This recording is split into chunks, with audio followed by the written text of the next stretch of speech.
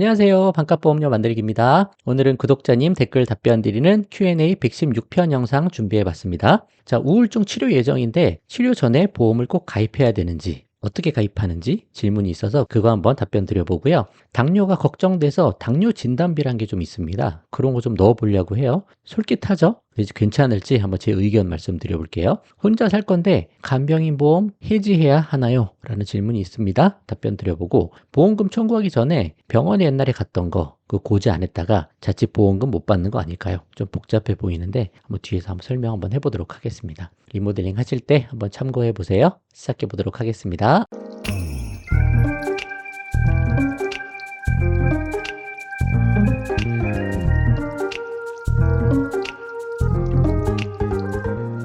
자, 최근에 건강고지형 상품, 건강하면 이거 가입하자. 한 20에서 30%더 저렴하다. 그 영상이 있었어요. 근데 이 영상 보시고 이제 우울증이 심해서 정신과에 가려고 하시는데 정신과 치료 받으면 유병자로 가입해야 된다고 해서 미리 가입해 둘까 합니다. 라고 하셨습니다. 그러니까 이거 너무 좋은 거예요. 그러니까 뭔가 병원 가기 전에 보험을 한번 떠올리시는 게 사실 중요하죠. 이미 갔다 올 거 다 갔다 오고 나면 이미 늦은 건데 가기 전에 판단하시는 게 매우 좋다고 생각합니다. 아직 20대 초반이고 취업도 하지 않은 상태라 보험비가 부담되고 사실 보험의 필요성도 잘 모르겠습니다. 20대 후반 돼서 가입해도 늦지 않을 것 같은데 그래도 미리 보험 가입하는 게 좋을까요? 실비는 있고 암내 심장만 가입하려고 합니다. 실례가 안 되면 혹시 보험 추천이 가능할까요? 라고 하셨어요. 사실 건강하고 젊을 때 가입하는 게 가장 좋다고 저는 계속 말씀드립니다. 생각보다 저렴하게 가입하실 수 있어요. 그리고 말씀처럼 정신과 치료 받으면 진짜 유병자로 가입해야 되니까 다 비싸져요. 또 약 복용하면 그게 5년 동안 고지의 의무 따라다니니까 나중에 20대 후반에서 가입하려고 해도 조건이 안 좋을 것 같습니다. 지금 하는 게 훨씬 나은 것 같아요. 다행히 실손이 있으니까 괜찮고 너무 잘 됐고요. 암내심 가입하시면 되는데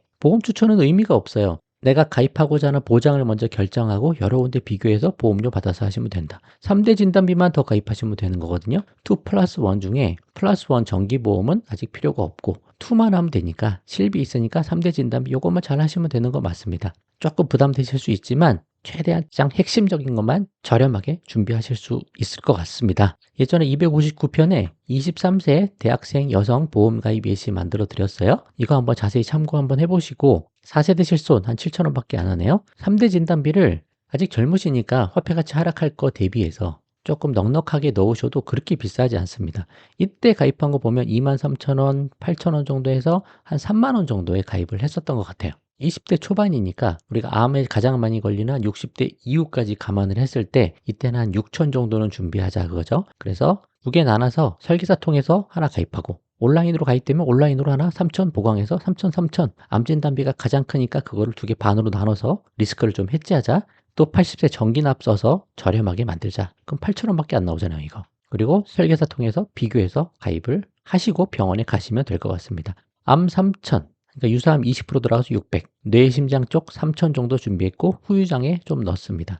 여유가 되시면 질병 후유장애 5,000으로 하시면 좋고 좀 어렵다. 그럼 후유장애 다 빼고 진단비만 가입하세요. 나중에 여유가 되면 그때 후유장애 넣으셔도 되니까 후유장애는 선택적이다. 그러면 조금 더 저렴하게도 가입할 수 있습니다. 여기에 입원비, 수술비, 잘 모르는 특약들 다 넣고 뇌졸중 급성심근경색 아니고 뇌혈관 허혈성 넣고 90세까지는 해야지 90세 넣고 20년 납하고 그러니까 보험료가 많이 비싸지는 거예요. 왜 30년 납 80세 만기로 하는지 그런 것도 한번 보시고 공부해 보신 다음에 병원 가시기 전에 한번 해보시면 좋을 것 같습니다. 영상 많이 보시고 방향 잡아보세요. 안녕하세요. 감사합니다. 혹시 제가 당뇨 가족력이 세고 몸 관리도 잘 못해서 당뇨 진단까지 넣으려는데 저는 이게 잘못된 것 같아요. 몸 관리 잘 못하면 안 되시고 보험으로 해결할 생각을 하시면 안 되는 거예요. 몸 관리를 하셔야 됩니다. 지금부터. 철저하게 관리하셔야 돼요. 그래도 나중에 질병이 걸리면 그건 어쩔 수 없지만 미리부터 포기하고 나는 걸릴 수 있으니까 보험을 가입해야 돼. 보험으로 해결이 되는 문제가 아니에요. 이거는. 당뇨 안 걸려야 돼 라고 철저하게 한번 준비해 보셔도 좋을 것 같아요. 실비 제외 종합 4, 5만 원대면 괜찮은 건가요? 라고 하셨죠. 그리고 20년 납보다 30년 납이 메리트가 더 있다고 하셨는데 20년과 30년의 보험료 차이가 크지 않으면 20년도 나쁘지 않을까요? 그리고 2세대 실비가 갱신형이라 지금 21,000원인데 그대로 가져가는 게 나을까요? 2세대 실비 21,000원 저렴하죠? 계속 끌고 가세요. 나중에 어떻게 될지 모르니까 한 50대, 60대까지 계속 끌고 가보셔도 될 것 같아요. 그리고 당뇨까지만 하면 당뇨는 사실 굉장히 무서워 보이는 질병이긴 하지만 당뇨 진단만 가지고 봤을 때는 경증에 속하죠. 그걸 계속 방치하고 오래오래 되고 결국 가는 게 뭐예요? 혈관 질환으로 가는 거고, 그래서 뇌졸중, 급성심근경색, 그런 중증까지 나중에 가게 되는 거죠. 당뇨 진단까지 굳이 진단비를 별도로 가입할 필요 없다. 우리는 거의 죽는 거, 그런 거 가입하는 거잖아요. 암, 뇌심, 암 걸리는 거, 심장질환 걸리는 거, 뇌혈관 질환 걸리는 거, 그런 거 중증에 지금 보험금을 준비하는데 당뇨 걸린다고 그걸로 죽고 그러는 거 아니거든요. 그래서 이런 것까지 꼭 하실 필요 없다. 저는 그렇게 생각을 좀 해요. 뭐 보험의 정답은 없지만 또 20년 납과 30년 납 보험료 차이 크지 않으면 20년도 나쁘지 않을까요? 괜찮습니다. 하셔도 되고 연령에 따라 또 달라요. 젊으신 분이면 30년 납해도 괜찮고 저는 뭐 80세 정기 납까지 같이 사용하니까 길게 내는 게 유리한 게 너무너무 많다. 그것도 이해하셔서 월 보험료를 무조건 줄여야 보험이 유지가 되는 거예요. 안 그럼 나중에 위기의 순간에 보험이 다 해지가 됩니다. 이거 하나면 모르겠는데 보험이 두세 개 있고 가족도 있잖아요, 나중에. 그러면 그 유지가 안 될 수도 있어요. 당뇨 진단비 보험 하나 가져와 봤거든요. 500짜리도 있고 700짜리도 있는 것 같아요. 700 받는 거, 500 받는 거. 이거는 고혈압 걸리면 받을 수 있는 거, 고혈압 약 드시면 받게 되실 수 있는 거, 이건 당뇨 걸리면 방화혈색소가 어느 정도 이상이 되면 지급받을 수 있는 거. 보험료가 한 이 정도 되고 20년 납이네요. 뭐 이것뿐만 아니라 더 좋은 게 있을 수도 있는데 그냥 하나 가져와 본 거예요. 근데 이제 납입하는 보험료가 만만치 않죠. 간단히 여기서 계산 한번 해볼게요. 당뇨 때문에 500 받으려고 15,479원을 내야 돼요. 15,479원 곱하기 12개월 하면 1년이죠. 곱하기 20년 하면 총 내는 보험료가 370만 원 정도 되고 370 내고 500 받을 수 있는 그 정도 수준이죠.